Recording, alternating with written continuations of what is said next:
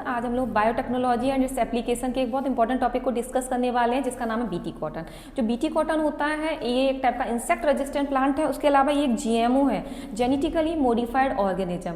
इस प्रोसीजर में एक बैक्टीरिया को यूज किया जाता है जिसका नाम है बैसिलस thuringiensis। जो बैसिलस thuringiensis होता है ये इसके पास एक सुपर पावर है, एक जीन है जिसका नाम है क्राइजीन। इस क्राइजीन की वजह से ये बैक्टीरिया एक टॉक्सिन बनाता है।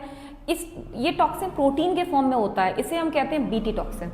और जब तक ये बैक्टीरिया के अंदर रहता है ये इनएक्टिव फॉर्म में रहता है, इसीलिए इसे हम प्रोटॉक्सिन बोलते हैं। अब होता क्या है, ये प्रोटॉक्सिन बहुत सारे इंसेक्ट को किल कर देता है, लाइक लेपिडोप्टेरन्स, कोलियोप्टेरन्स एंड डिप्टेरन। तो साइंटिस्ट ने क्या किया, इस टॉक्सिन को एंड इसके जीन को आरडीटी प्रोसीजर के थ्रू अलग कर लिया और प्लांट के अंदर ट्रांसफर कर दिया। तो फर्स्टली तो सच टाइप ऑफ प्लांट को हम कहते हैं इंसेक्ट रेजिस्टेंट प्लांट। अब जैसे कोई इंसेक्ट आता है, सच प्लांट को बाइट करता है, तो ये टॉक्सिन इंसेक्ट के अंदर इंजेस्ट हो जाता है। अंदर जाने के बाद ये टॉक्सिन जाता है इंसेक्ट की गट में।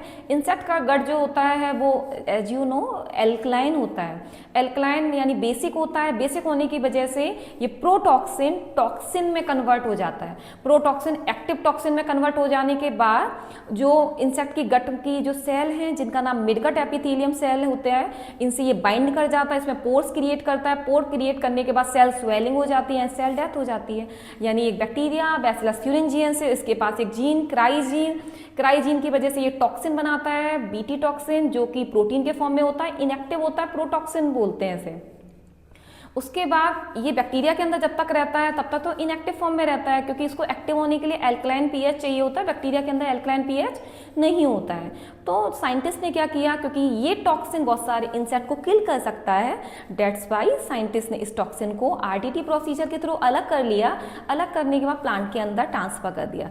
सच प्लांट को इंसेक्ट रेजिस्टेंट प्लांट बोलेंगे। जैसे कोई इंसेक्ट आएगा ऐसे प्लांट को खाएगा तो ये टॉक्सिन इंसेक्ट की बॉडी के अंदर ट्रांसफर हो जाएगा। ट्रांसफर होने के बाद उसके गट होता है एल्कलाइन, तो बस काम स्टार्ट हो जाएगा। तो ये टॉक्सिन एक्टिव फॉर्म में कन्वर्ट हो जाएगा।